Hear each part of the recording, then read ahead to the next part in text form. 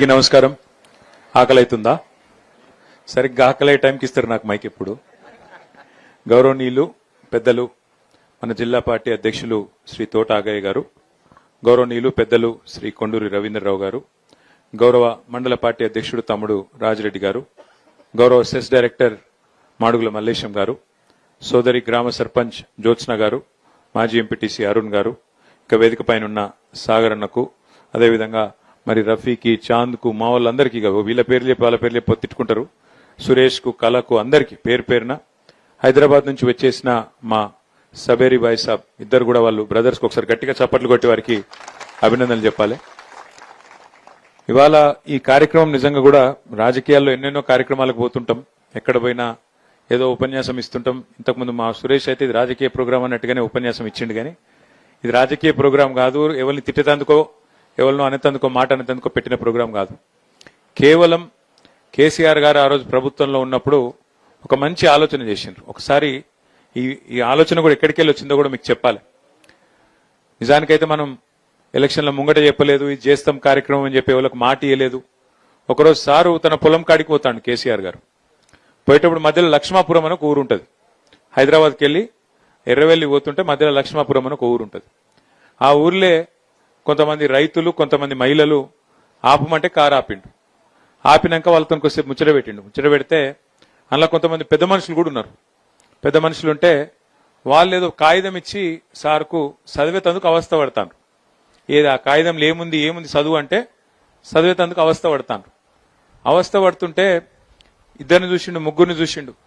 చూసినాక ఆయనంతట ఆయననే ఆలోచన వచ్చింది. ఇట్లా ఒక లక్ష్మాపురంలోనే కాదు, ప్రతి పల్లెటూర్లో, ప్రతి ఊర్లే కనీసం 100 మంది ఉంటారు.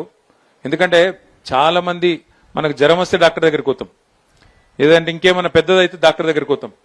కానీ కళ్ళు కనబడకపోతే దూరం పెట్టుకొని చదువుతాం, ఇట్లా చదువుతాం కానీ అంత వెంటనే డాక్టర్ దగ్గరికి పోయి అలవాటు లేదు మనకు. అందుకే సార్ ఏం ఆలోచన చేసిండంటే, ఇట్లా కాదు, మనమే రాష్ట్ర ప్రభుత్వం నుంచే ప్రతి గ్రామంలో, ప్రతి పల్లెల, ప్రతి తాండాల, ప్రతి గూడెంలా ప్రభుత్వమే అన్ని కంటి పరీక్షలు చేయించాలి. అందరికీ అవసరమైతే ఆ చూపు విషయంలో సమస్య ఏదైతే ఉంటుందో వాళ్ళు ఇంకొకడికి ఓడు కాదు, ప్రభుత్వమే వాళ్ళ గడప గడపకు పోవాలి, ఊరికి పోవాలని చెప్పి ఒక మంచి కార్యక్రమం కంటి వెలుగు అనే కార్యక్రమాన్ని ఆ రోజు కేసీఆర్ గారు ప్రభుత్వంలో ఉన్నప్పుడు గ్రామాన చేసిండు. అప్పుడు మన వీర్నపల్లిలో కూడా చేసే ఉంటారు.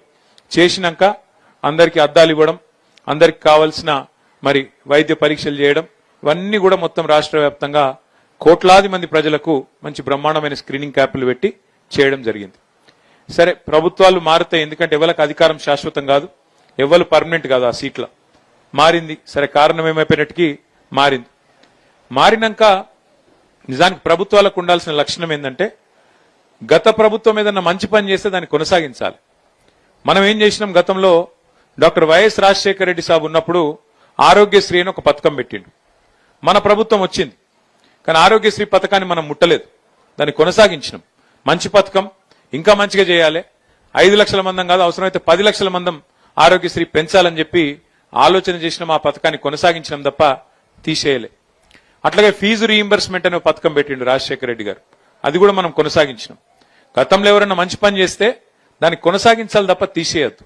మరి కేసీఆర్ ప్రభుత్వంలో కేసీఆర్ గారు ఆ రోజు కంటి వెలుగు అనే ప్రోగ్రాం పెట్టిండ్రు. ఈ ప్రభుత్వం కూడా కొనసాగించింటే మంచిగుండే, బాగుంటుండే. ఎందుకంటే ఎప్పటికప్పుడు ప్రతి సంవత్సరం జనాభా మన వయసు పెరుగుతూనే ఉంటది, జనాభా పెరుగుతూనే ఉంటది, సమస్యలు వస్తూనే ఉంటాయి, ఆరోగ్య సమస్యలు. కాబట్టి ఎప్పటికప్పుడు ప్రతి సంవత్సరం కంటి పరీక్షలు చేయించి ప్రతి ఊళ్ళే కళ్ళద్దాలిస్తే ప్రభుత్వానికి మంచి పేరే వస్తుంది తప్ప చెడ్డ పేరు రాదు. కానీ ఈ కాంగ్రెస్ ప్రభుత్వం వచ్చినాక ఎందుకో ఏమో వాళ్ళు కేసీఆర్ పేరంటేనే వాళ్ళకి నచ్చలేదు. వాళ్ళు ఏం పేరున్నా తీసి పక్కకు పెట్టుతున్నారు. పిల్లగాన్లు పుడితే కేసీఆర్ గారు ఆ రోజు ఒక మంచి కార్యక్రమం పెట్టిండు. ఆడపిల్ల పుడితే ప్రసూతి ప్రభుత్వ దవాఖానలు అయితే 13,000 రూపాయలు ఇచ్చేది, కేసీఆర్ కిట్ ఇచ్చేది. మగ పిల్లగాడు పుడితే 12,000 రూపాయలు ఇచ్చేది, కేసీఆర్ కిట్ ఇచ్చేది. దానివల్ల ఏం లాభం జరిగింది? ప్రభుత్వ దవాఖానాలలో ప్రసూతులు పెరిగినాయి, మాతా శిశు మరణాలు తగ్గినాయి, పిల్లలు చచ్చిపోవడం తగ్గింది, మళ్ళీ మహిళలు కూడా, తల్లులు కూడా చచ్చిపోవడం తగ్గింది, బాగా తగ్గింది. భారతదేశంలోనే మంచి పేరు వచ్చింది. కంటి వెలుగుకి ఎట్లయితే మంచి పేరు వచ్చిందో ఆ రోజు కేసీఆర్ కిట్ కూడా అట్లే మంచి పేరు వచ్చింది. కానీ ఈ ప్రభుత్వం వచ్చినాక కేసీఆర్ కిట్ తీసేసినారు. ఆ కేసీఆర్ కిట్టు కేసీఆర్ పేరు నచ్చకపోతే ఇందిరమ్మ కిట్ అని పెట్టుకునేది నోడని కొట్టిండా మార్చుకునేది ఉండే కానీ తీసేసిరు మొత్తానికి. కంటి వేలుకు కూడా అవసరమైతే వేరే పేరు ఏదైనా పెట్టుకునేది ఉండే కానీ అది కూడా తీసేసిరు. అందుకే నేనేమనుకున్నా అంటే ప్రభుత్వం చేసినా చేయకపోయినా మన రాజన్న సిరిసిల్ల జిల్లా కాడికి మాత్రం ఎవరైనా కొంతమంది తెలిసిన దోస్తులుంటే వాళ్ళని పట్టుకొని మనమన్నా చేయాలని చెప్పి సవేరి బాయి సాబ్ను పట్టుకుంటే ఆయన ముందుకొచ్చిండు. తప్పకుండా నేను చేస్తానా, మీకు కావాల్సినదంతా కూడా నేను ఏర్పాటు చేస్తా, వైద్యులను పంపిస్తా, మొత్తం ఏర్పాట్లు చేస్తా అన్నాడు. చెప్పిన మాట ప్రకారమే ఇక మనం అక్కడనో ఇక్కడనో కాదు, మనమే ఏర్పాటు చేసిన మండలం వీర్నపల్లి మండలం, మన ప్రభుత్వంలో గతంలో ఏర్పాటు చేసుకున్న మండలం, ఇక్కడనే చాలు చేయాలని చెప్పి వీర్నపల్లిని చాలు చేసినాం. మరి బ్రహ్మాండంగా 4 రోజులు ఇక్కడ వీర్నపల్లిలో, అక్కడ గర్జనపల్లిలో 2 దగ్గర క్యాంపులు పెట్టిండ్రు. 5,000 మందికి స్క్రీనింగ్ చేసిండ్రు, 5,000 మందికి పరీక్షలు చేసిండ్రు. అందులో ఇవాళ 1,350 మందికి, అలా కొంతమంది పిల్లలు కూడా ఉన్నారు. మరి పిల్లలకు కూడా ఏమన్నా ఎక్కువ చదువుతున్నా మరి ఎక్కువ ఫోన్ చూస్తున్నారో ఏందో గానీ మొత్తానికి వాళ్ళకు కూడా కంటికి గ్లాసులు అవసరం పడుతున్నాయి, అద్దాలు అవసరం పడుతున్నాయి. 250 మంది పిల్లలు ఉన్నారు. అదేవిధంగా ఒక 1,100 మంది పెద్ద మనుషులు ఉన్నారు. మొత్తం కలిపి 1,371 మందికి ఇవాళ అద్దాలు ఇవ్వబోతా ఉన్నాం. దాంతో పాటు ఒక 171 మందికి కంటిలో శుక్లాలు రావడం, ఇంకా ఇతరత్ర సమస్యలు రావడం వల్ల వాళ్లకు ఆపరేషన్ అవసరం పడుతుంది అన్నారు. ఆపరేషన్ కూడా మనం ఎక్కడికో పోయే అవసరం లేదు. మన సిరిసిల్లలోనే గతంలో మనమే ఆ రోజు 6 కోట్ల రూపాయలతోని ఎల్వి ప్రసాద్ కంటి దవాఖాన పెట్టించినాం. కాబట్టి ఈర్నపల్లికి వెళ్లి బండి వస్తుంది, మిమ్మల్ని ఎక్కించకపోతుంది, సిరిసిల్ల వైద్యం చేయించి ఆపరేషన్ చేయించి మళ్ళా మీ ఇంటికాడ దిగబెట్టిపోయేటట్టు ఆ సౌలత్ కూడా ఏర్పాటు చేస్తా ఉన్నాం.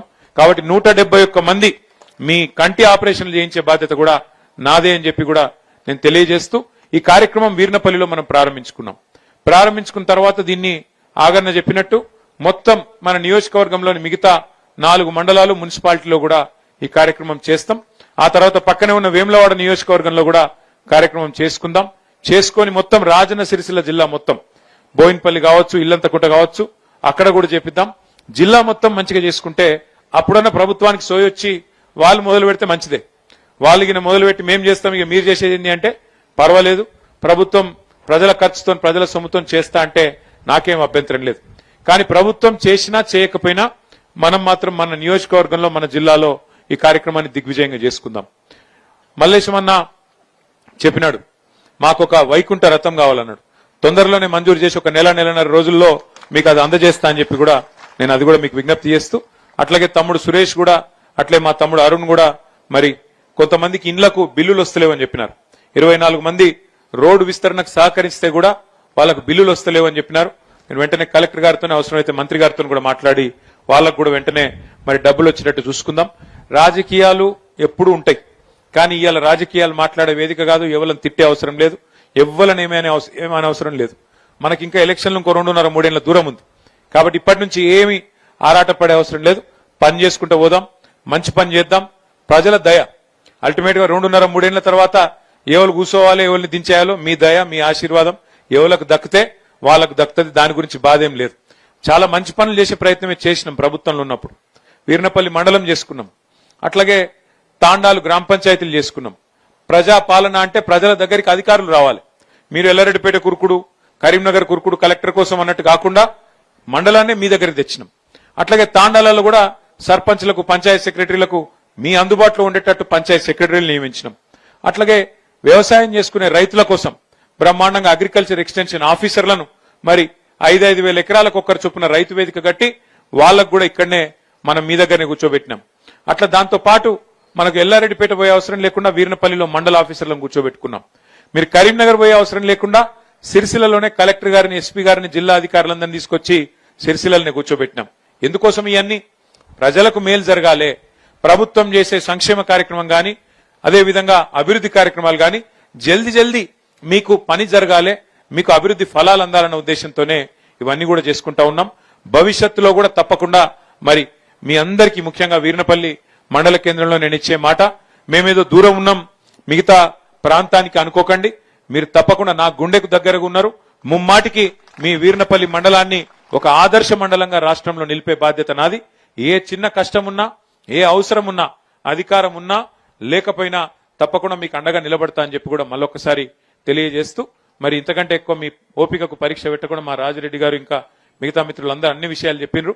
కాబట్టి ఇంతకంటే ఎక్కువ మీ ఓపికకు పరీక్ష పెట్టకుండా ఇక అద్దాలిచ్చే కార్యక్రమం చాలు చేయాలని చెప్పి నేను కోరుతా ఉన్నా. జై తెలంగాణ.